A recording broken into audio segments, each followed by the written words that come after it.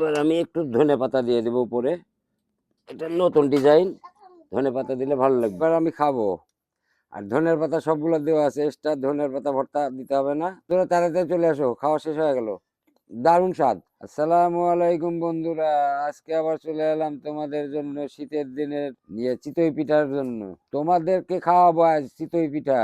এজন্য সন্ধ্যাবেলা আমি চিতই পিঠা বানাবো।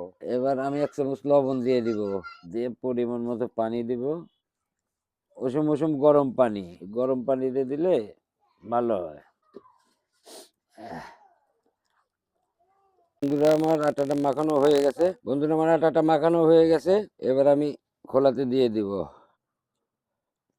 বিসমিল্লাহ। এবার ঢাকনা দিয়ে ঢেকে দিব, সাইড দিয়ে একটু দিব, তাহলে ইয়েটা বাইর হবে না। এই যেমন পিঠাটা হয়ে গেছে, এবার আমি উঠাই নিব।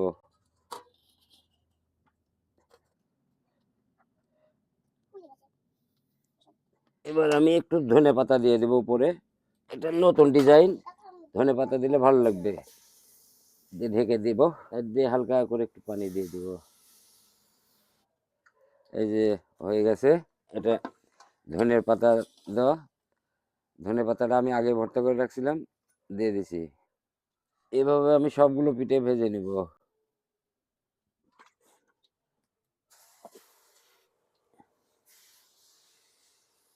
এই যে বন্ধুরা আমার পিঠাটা বানানো হয়ে গেছে, এবার আমি খাবো। আর ধনের পাতা সবগুলো দেওয়া আছে, এক্সট্রা ধনের পাতা ভর্তা দিতে হবে না, এখান থেকে একটু ভরা ভরা খেতে হবে। বন্ধুরা তাড়াতাড়ি চলে আসো, খাওয়া শেষ হয়ে গেল। বিসমিল্লাহ। দারুণ স্বাদ, সবগুলা খাই ফেলবো। বন্ধুরা তাড়াতাড়ি আসো। ধন্যবাদ।